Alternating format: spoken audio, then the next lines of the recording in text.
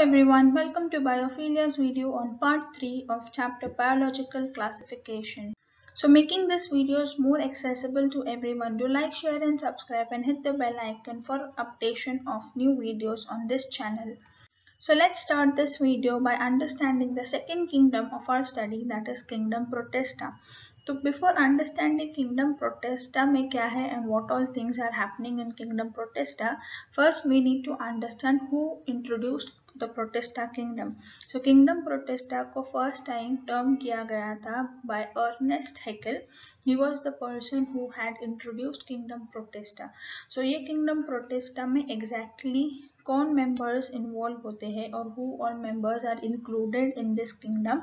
So in total or in summary you can say all the unicellular eukaryotes are going to be present in the kingdom Protista. But ये सारे जैसे हमने एक club करके बोल दिया कि all unicellular eukaryotes are present, because of that you say that Protista does not have boundaries for this kingdom. Boundaries well defined नहीं है because all unicellular eukaryotes can be included under kingdom Protista. अब kingdom Protista की एक speciality है, that is it is the kingdom who is going to form a link between the other kingdoms. जैसे it is going to be linking between the Monera जहाँ पे prokaryotes थे as well as the higher eukaryotes which are included under kingdom Fungi, Plantae and Animalia. So ये दो prokaryotic और higher eukaryotes को link करने के लिए the Protista kingdom is going to be introduced. अब प्रोटिस्ट जैसे लिंक कर रहे हैं, so you can also call that protist are going to be the ancestors for all the multi cellular eukaryotes. क्योंकि प्रोटिस्टा में क्या होते हैं, यूनिसेल्यूलर प्रोकैरियोट्स होते हैं, but fungi, Plantae and Animalia are going to have multicellular eukaryotes. So that is the link between the prokaryotes and the multicellular eukaryotes. Now let's understand the characters or the common points between all the protists. So characters में first you need to understand about the cell and its structure. So protists are going to be unicellular organisms or eukaryotic होंगे, that means the nuclear membrane is going to be well developed, and majorly protists जो होते हैं they are aquatic organisms, so they prefer to live in water conditions, that can be either fresh water or it can be marine water, but overall most of the protists are going to be aquatic organisms.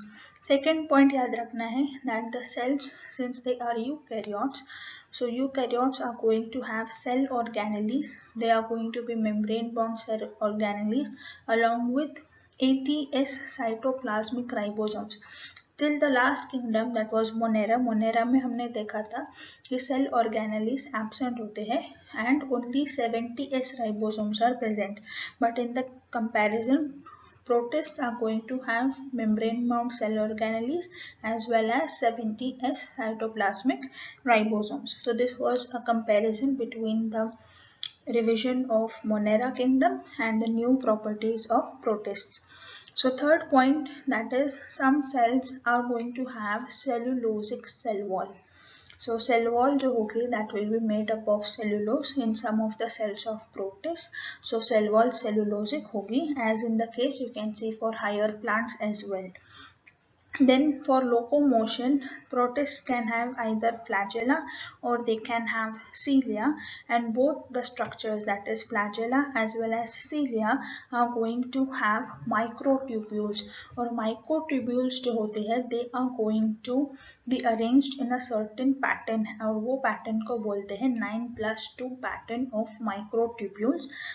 जो pattern में arrange होगा that would give you a tubule, and that would form either flagella or it can form cilia. Now अब locomotion का structure हमने देख लिया. Again movements can also be with the help of pseudopodia, that is false feet, as you know we are very familiar pseudopodia word regarding amoeba. Then we have flagella as well as cilia, but in all those three movement occurring organs, जैसे pseudopodia हो गया या flagella हो गया या cilia हो गया, in these three modes of movement. Cilia is going to be the fastest mode in which the organism can move much more faster.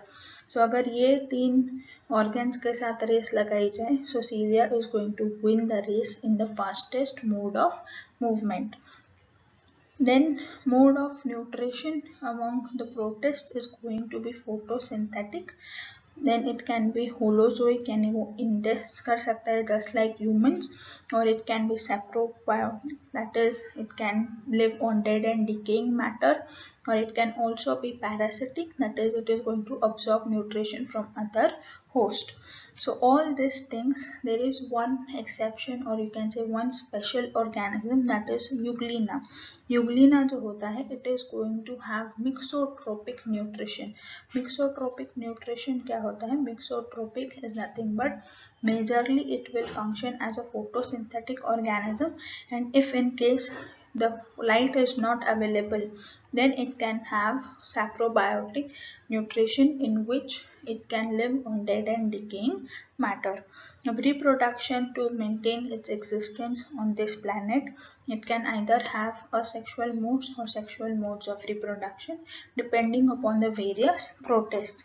अब life cycle में there are going to be two types of stages.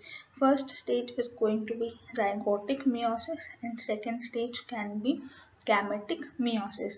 अब zygotic meiosis यानी जब gametes fuse होंगे, that is gametes are going to be haploid generally. So when haploid gametes are going to fuse to form a diploid zygote, और अगर zygote में meiosis होगा, then that would be called as zygotic meiosis.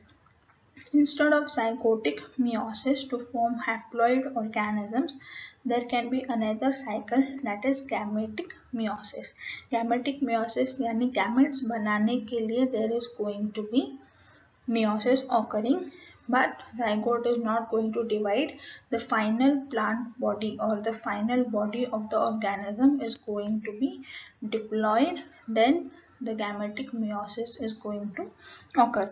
और zygotic meiosis जो होता है, in zygotic meiosis your body is going to be haploid, जहाँ से mitosis से gametes बनेंगे, fusion होके there will be zygote formation, and then zygote undergoing meiosis is going to produce haploid body again. So this was the two life cycle types that can occur in protists.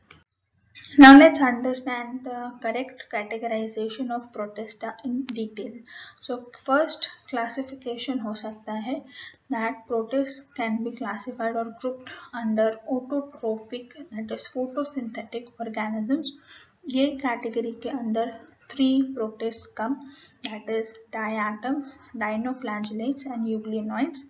Second type आता है on basis of mode of nutrition, that is consumer decomposer organisms.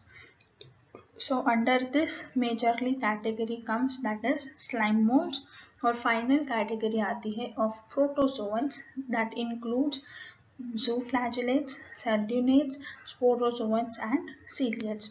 So this was a flowchart that we are going to discuss one by one in detail in the future slide. So let's first understand about diatoms. So diatoms are going to be occurring in golden brown colors, or diatoms, since they are placed in photosynthetic category, they are going to perform photosynthesis, and these diatoms are going to be called as chrysophytes. अब diatoms कहाँ पे मिल सकते हैं? They can either be in fresh water or marine water, यानी they are going to be aquatic organisms, or in some cases there can be terrestrial habitats for diatoms as well. Diatoms are going to be photosynthetic organisms. So whatever amount of organic matter is going to be synthesized by diatoms, it accounts for 50% of the total organic matter. So अगर world में 100 kgs of organic matter बन रहा है, so contribution by diatoms is going to be 50% of the total matter synthesized. So this is a very important question that can be asked, that which of the following is going to account for 50% of total organic matter synthesis. So that is nothing but your answer should be diatoms. Now let's understand some characteristics of diatoms particularly. So diatoms होते हैं unicellular as they are placed in protista. Then unicellular होने के साथ साथ they can have either a pseudofilament यानी they can come into groups to form a pseudofilament, or they can also live in colonies to have more powerful colonies. Then second characteristic is movement. Movement के लिए diatoms are going to, they are going to survive their movements by mucilaginous propulsion. Mucilaginous propulsion क्या होता है? It is just like a rocket is going to take off. Rocket कैसे जाता है? Whenever rocket is going to be launched, the fuel is going to start burning, और fuel जैसे ही burn होके the gases go down on the earth, they are going to strike onto the ground, and then the third law, Newton's third law, is going to be applied, जहाँ से every action is going to have a reaction. So जैसे ही gases strike होते हैं on the ground, there is going to be upthrust provided, and this upthrust is going to be uplifting the rocket. Similarly, this type of third law is used by diatoms for their movement. So they are going to intake water. जैसे अगर ये diatom की body हुई, the water is going to be first taken in. The water goes inside the body, it is collected inside a vacuole, and suddenly the vacuole is going to burst. जैसे ही vacuole burst होगा, suddenly there is a lot of water rushing out of the body. जैसे ही पानी बाहर जाएगा, the body is going to move in the opposite direction of the removal of water. यानी अगर पानी ये direction में बाहर जा रहा है, the movement of the body is going to be in this opposite direction. So that is nothing but mucilaginous propulsion. This is the method that is used by diatoms for its movement. अब ये movement में जब वो होते हैं, they are either free floating organisms, and since they are free floating, generally they are found on the surface of water, because as they are photosynthetic, उनको light की ज़रूरत है, so they can be absorbing their light by the surface of the water, और surface of the water पे रहने के लिए they need something that is lightweight lipids. So their body is going to be very lightweight so that they can keep floating on the surface of water. अब light weight होने के साथ they need some protection for their existence. तो protection के लिए they are going to have their cell wall made up of silica. So silica से जब cell wall बनती है, the cell wall is going to be transparent, and this transparent siliceous cell is going to be called as frustule. अब ये जो frustule होता है, it is going to B divided into two halves. So two halves को जोड़ के रखता है, and that two halves, the first half is going to be called, that is first half जो होगा that is called as epitheca, और second half होता है it is हाइपोथिका.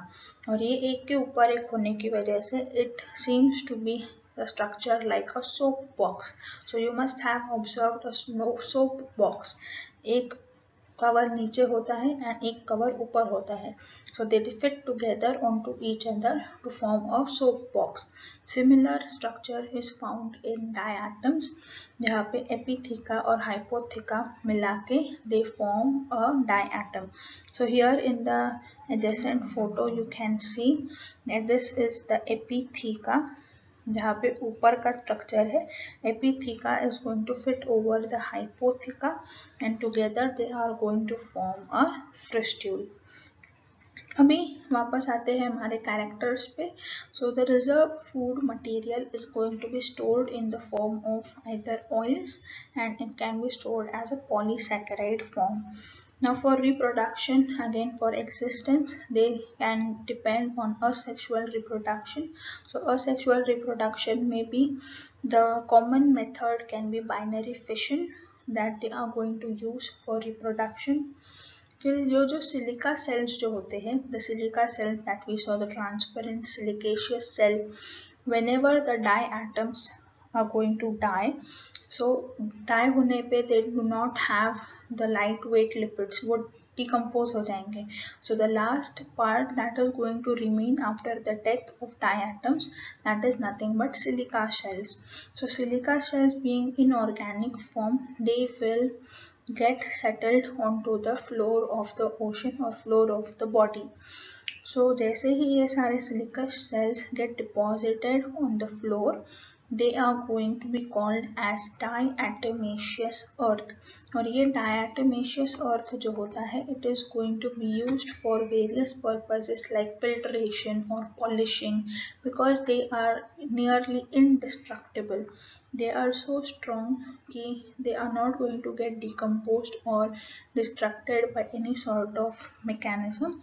So that are going to get settled down and that is extracted and used as diatomaceous earth.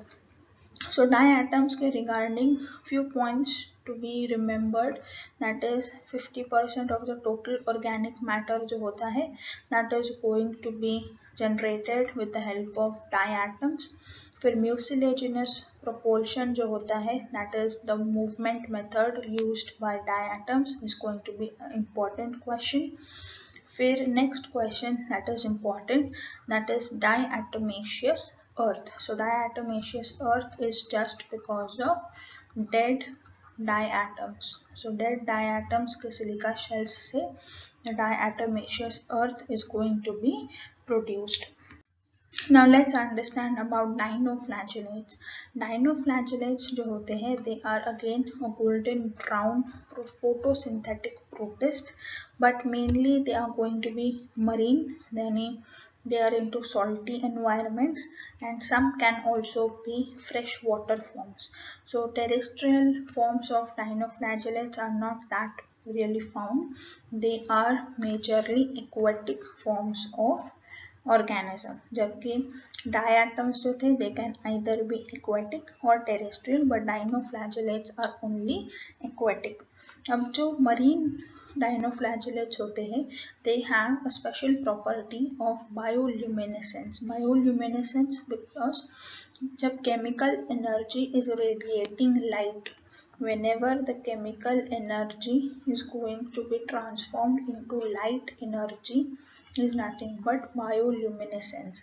So they can be having bioluminescence property in some marine dinoflagellates, जिसकी वजह से whenever there is a group of these dinoflagellates, the water body seems to be glowing or seems to have light into it. So you can see in the figure over here that the sea seems to be glowing at night because of bioluminescence property shown by some marine dinoflagellates.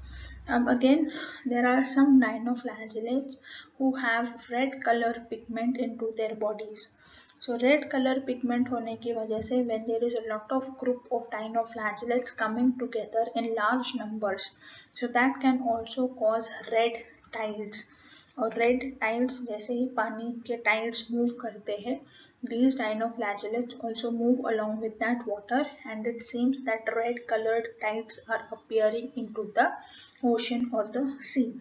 So the red tides is because of presence of red colored dinoflagellates. So again you can see in the photo below that red tides are seen because of majorly two dinoflagellates. The example names are going to be Gonolax and Gymnodium. These are the two major dinoflagellates who cause red tides in the sea. Dinoflagellates के some characters you have to understand, that is majorly they are going to be marine and some can be found in fresh water.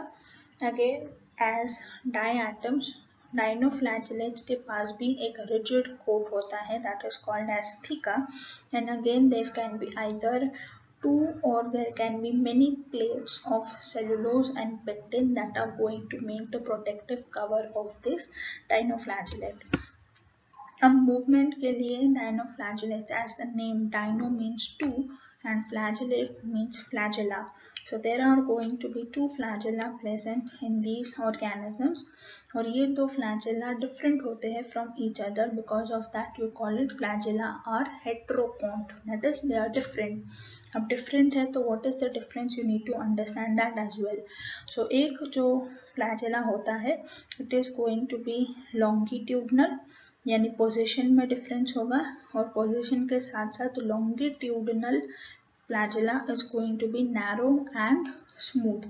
जबकि जो दूसरा होता है that is the second flagella is going to be transversely placed, and that transversely placed flagella is going to be ribbon like. So that was the difference between the two flagellas. अब अगर डायनोफ्लैजेलेट्स का mode of nutrition देखा जाए, so they are going to be autotrophic and they are going to use light for synthesis of food, so they can either be photosynthetic.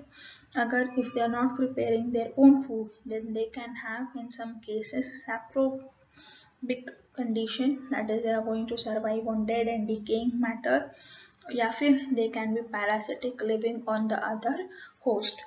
So if they are photosynthetic, so they need some pigments. So photosynthetic dinoflagellates are going to have pigments like chlorophyll A, C, beta carotene, alpha carotene, or xanthophyll. So these all are the pigments that are going to be found in the dinoflagellates. Finally, जैसे ही food procedure शुरू हो गया, the reserve food needs to be stored. So it is going to be stored in the form of carbohydrates or in the case of oils, so that can be used for further need of energy. For existence, reproduction can be either commonly seen as asexual modes, or asexual mode may be preferably they undergo cell division for reproduction. Now important points to remember in this particular dinoflagellate concept, that is presence of bioluminescence. Bioluminescence का property in dinoflagellates is important. Presence of red tides because of two major dinoflagellates, that is Gonolex and Gymnodium, is important. And then this all, that is bioluminescence and red tides, is going to be the two important MCQs from dinoflagellate concept. So now let's understand about euglenoids.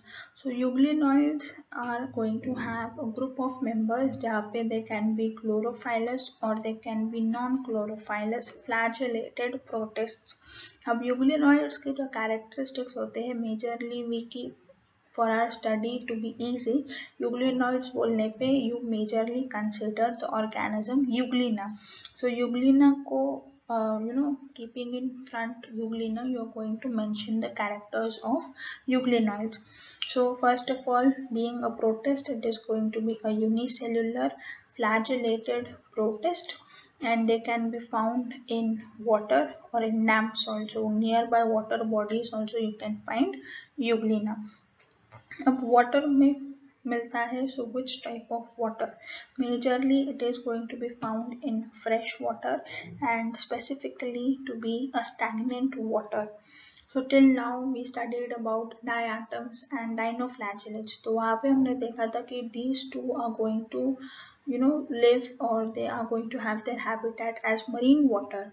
But in euglenoids you will have their habitat majorly as fresh water, and that too specifically stagnant water. So this is going to be an important point to remember about euglenoids. अब अगर body structure की बात हो, so euglenoids are going to have a spindle shaped body. So in spindle shaped you need to remember that the anterior end. So to understand the perfect anatomy, let's see into the diagram. So this upper end is going to be called as the anterior end. So anterior end hoga, that is going to have a blunt end, and whereas the posterior end, that is the lower end, is going to have a pointed end. यहाँ पे you can see in the diagram that the posterior end is going to be a pointed end. So you can remember P and P. Posterior is going to have a pointed end, जबकि anterior end is going to have a blunt end. Then for cell wall, when you are speaking about cell wall, in euglenoids, cell wall is going to be absent. So instead of cell wall, there is another membrane that is proteinaceous and elastic in nature. जिसका नाम है pellicle. So again, pellicle is going to be an important MCQ that can be asked. कि pellicle is going to be found in which organism? So answer is going to be euglena. For locomotion, euglena is going to have flagella, and nutrition के लिए euglena के पास एक specific type of nutrition है, that is called as mixotropic mode of nutrition. So mixotropic mode of nutrition क्या होता है? That is again a very important special characteristic for euglena. So mixotropic मतलब there are going to be two types of nutrition mixed together. जैसे first nutrition हुआ that is photoautotropic, wherever light is present. अगर light sufficient नहीं है, then in that case euglena is going to get its nourishment from dead and decaying organic matter. So dead and decaying से an absence of light जब nutrition होगा, that would be called as saprophytic nutrition. So those types of nutrition in a single organism is going to be called as mixotropic mode of nutrition. Now in the case of reproduction, so there are two conditions. अगर favorable condition है in surroundings to the euglena, so it will prefer to have longitudinal binary fission. But if conditions are not favorable, then in that case major objective of the organism is going to have survival. कि जब favorable conditions लौट आएंगी, in that case the organism should be having its existence. So for protection it will enclose itself to form a cyst, और cyst जब भी बनेगा तो major objective is perennation, कि जब भी conditions are good enough for survival, the cyst can burst open and the euglena can be released, and again a new start life can be occurring in the euglena. So in here we saw majorly three important points regarding euglena, कि वो fresh water और stagnant water prefer करता है, then the pellicle is going to be present instead of cell wall, and the mixotropic mode of nutrition. Now let's understand about the second category of protists, that is slime molds. So slime molds are going to be a free living creeping over the debris. So debris मतलब क्या होते हैं? Anything that is like fallen leaves or rotting logs of wood. So forest में whatever is fallen onto the floor of the forest, so in that areas slime molds are going to be found. अब slime molds जो होते हैं, they are going to have naked protoplasm, that means they will not have any sort of cell wall. So naked protoplasm means cell wall is absent. So in the exceptions in the starting we had seen that the two major organisms that do not have cell wall. So एक organism we just studied, that was euglena, और second organism है slime molds. So again slime molds are not going to have the cell wall. So vegetative stage में cell wall नहीं होने की वजह से you call it a naked protoplasm. Then there is going to be lack of chlorophyll. Chlorophyll नहीं होगा, and since they do not have chlorophyll, the light cannot be trapped for making energy. So they have to depend on sapropic or phagotropic mode of nutrition, wherein they depend on dead and decaying matter to get its nutrition. अब favorable conditions में slime mold aggregate together, they come together and form a plasmodium, और ये plasmodium favorable conditions में it has all the conditions for growth, so it can spread over several feet and occupy all the areas nearby it. But अगर unfavorable conditions है, so there is no much growth, so in that case it will start its another plan B, that is spreading out so that somewhere it can get favorable conditions. So for spreading its population, there is going to be formation of fruiting bodies. तो fruiting bodies में सारे spores एक साथ collect होंगे and the fruiting body is going to burst open to release the spores. जैसे ही spores release होंगे, it is going to be reaching out new places in the search of favorable conditions. So unfavorable conditions may again the major objective of the organism is going to be survival. So survival के chances ढूंढते हुए the spores are going to be released out.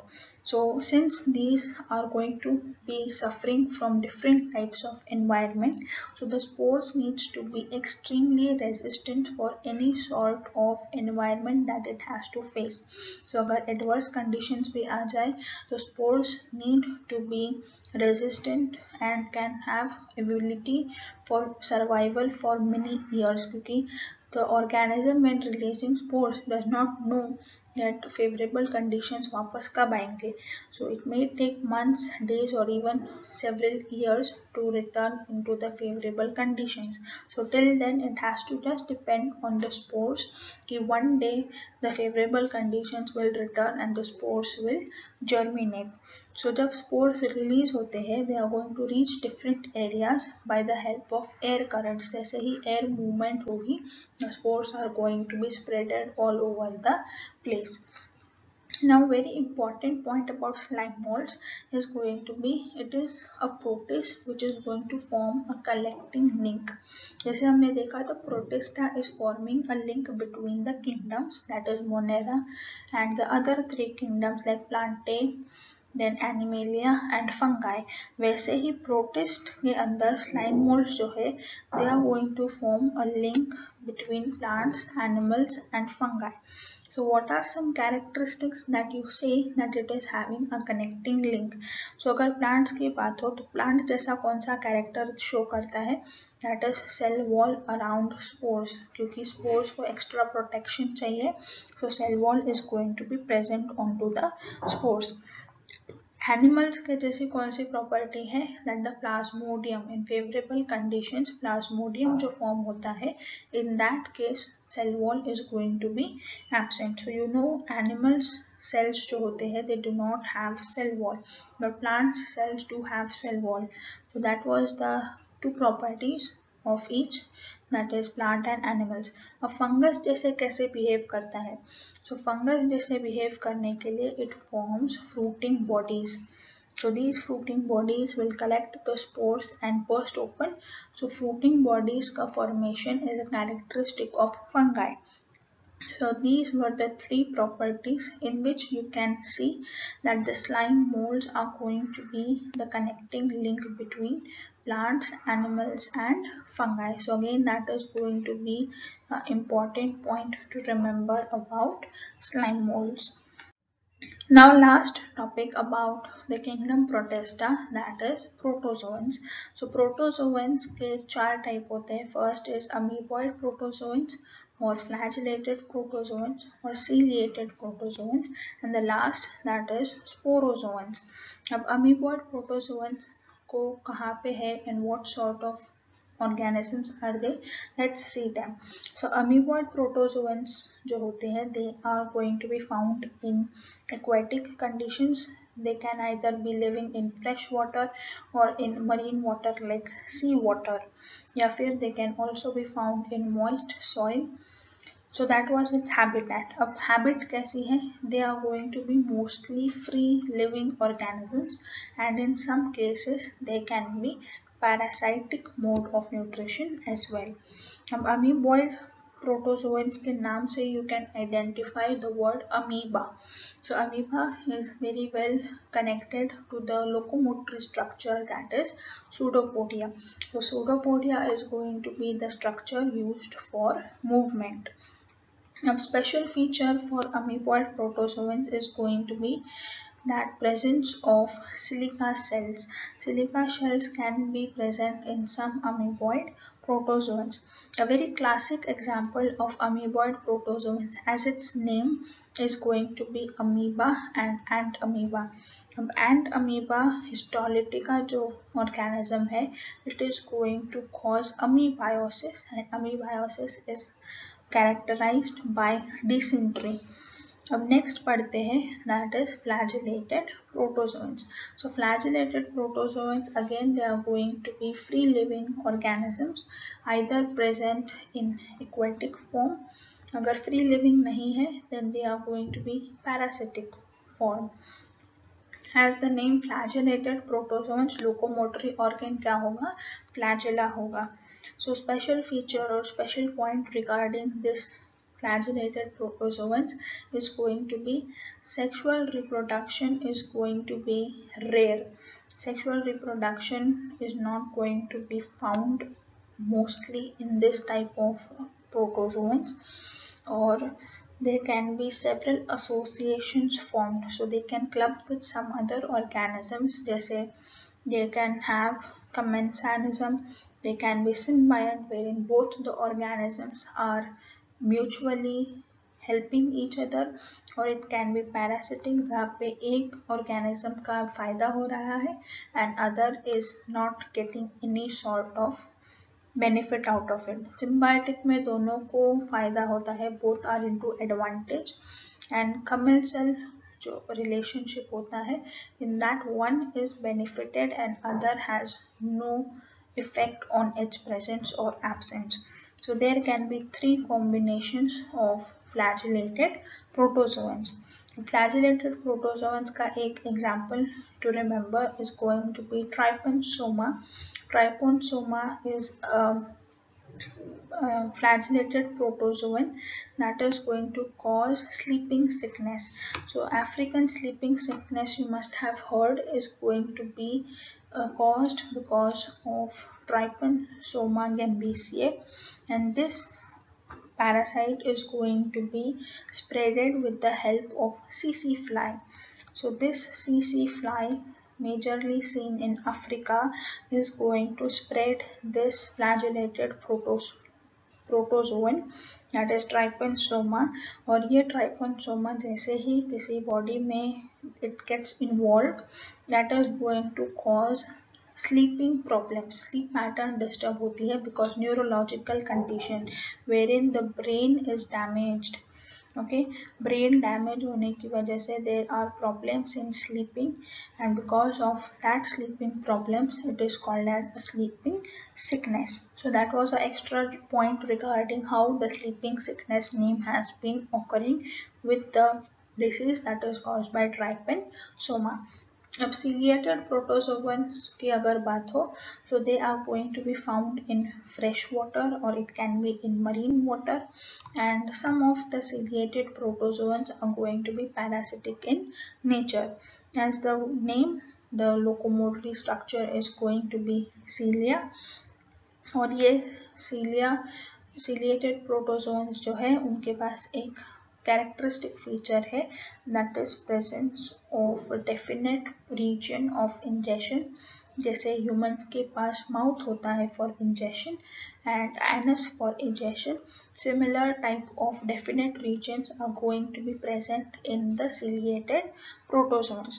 The best example for ciliated protozoans होता है Paramecium.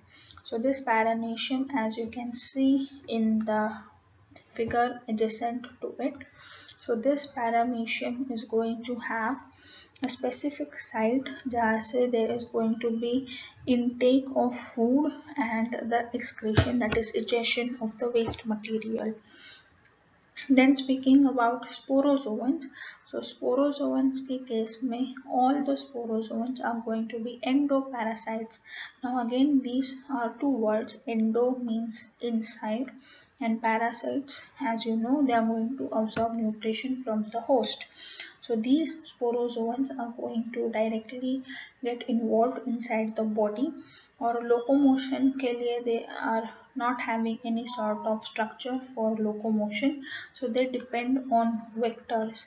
यानी कोई और organism is going to act as a vector, that is in short you can say as a taxi. So taxi जैसे help करती है to go from one place to another. Similarly, the vectors are going to help these sporozoans to move from the habitat to the host. Sporozoans जैसे endoparasites है, so they are going to have an infectious stage. So that infectious stage is because of the infectious spore, and this spore is going to be present in the life cycle of the sporozoan, that is going to cause the infection inside the host. The best example for sporozoans होता है Plasmodium, and Plasmodium, you are very well known that Plasmodium is going to cause the life-threatening disease malaria. So malaria caused by Plasmodium is categorized under protozoans का sporozoans के अंदर आता है Plasmodium, which is transported or has a vector, that is female Anopheles mosquito. So female Anopheles mosquito acting as a vector is going to help the Plasmodium to get traveled from one host to the another host, transporting the malaria disease.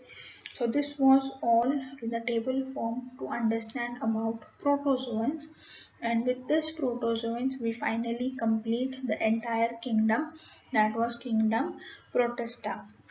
So with this we have completed the two kingdoms. The first, that was kingdom Monera, भी complete हो गया in the previous video, and in this we have completed the kingdom Protista.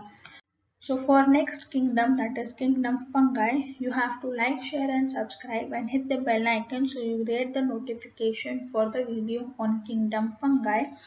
Till then, keep studying, keep smiling. Thank you.